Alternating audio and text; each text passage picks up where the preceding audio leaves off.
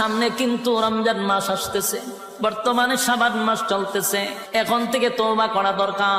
আল্লাহ আপনার হুকুম যা লঙ্ঘন করছি, তাম জিন্দেগির গুনার বোঝা মাথায় লইয়া নজরুলে রহমতের সময় যদি চোখের পানি গুলো ছেড়ে দিয়া কান্দেন আর বলেন, মালিক জীবনের সব গুনার উপরে লজ্জিত, আল্লাহ এতদিন আপনার হুকুম পালন করি নাই, আল্লাহ শয়তানের ওয়াসওয়াসায় পড়ে করছি গো, আপনি মাফ করে দেন।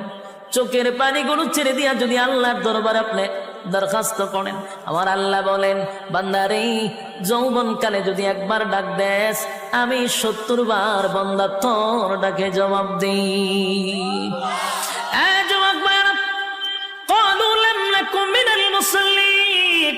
যারা দুনিয়ার জমিনে মুসল্লি ছিল না, তারাই তো জাহান্নামী। এক নম্বরে জাহান্নামে যাওয়ার কারণ